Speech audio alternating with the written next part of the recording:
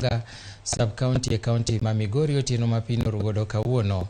Masira makamano koro miyo jotuo madhi manyo thieth e od thieth makanyo ok nyal yudo yedhe kod chenro makare mag pime laboratory.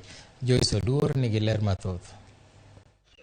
Kar pimo kod timo nonro mag tuoche e osuptal Kegonga e kaunti ma Migori sani koro dong' mana gi buru kod iro tok masira mar mach mane omuoch kanyo otieno ma piny orugodo kawuono.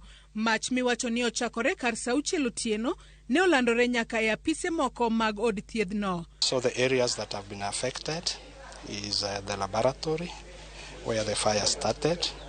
Then this fire spread. We had next we had a pharmacy store.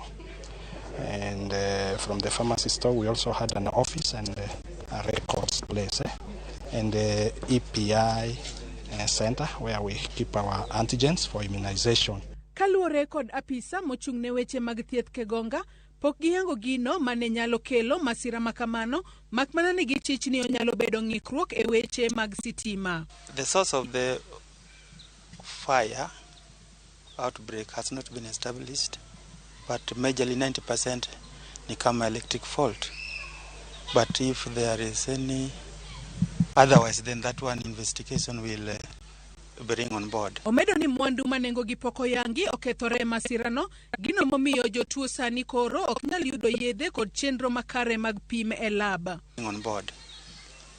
What I know, we have lost a lot of items through this fire.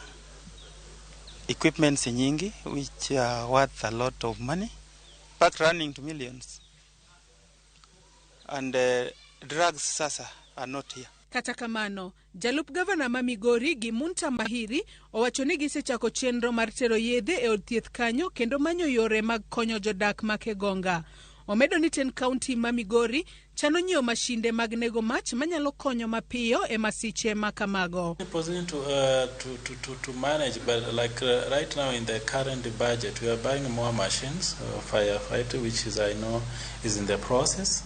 So in the next few months we'll have another extra fire engine, and I know with other equipment. Apisas mochung'ne arita nyaka sani dhi mbele kod timo nonro margi mar yango gima ne okelo mach moweyo chien lal kendo rocho chenro mag thieth ma Kegonga sub-county hospital. Joyce Oduor, Ramogi TV.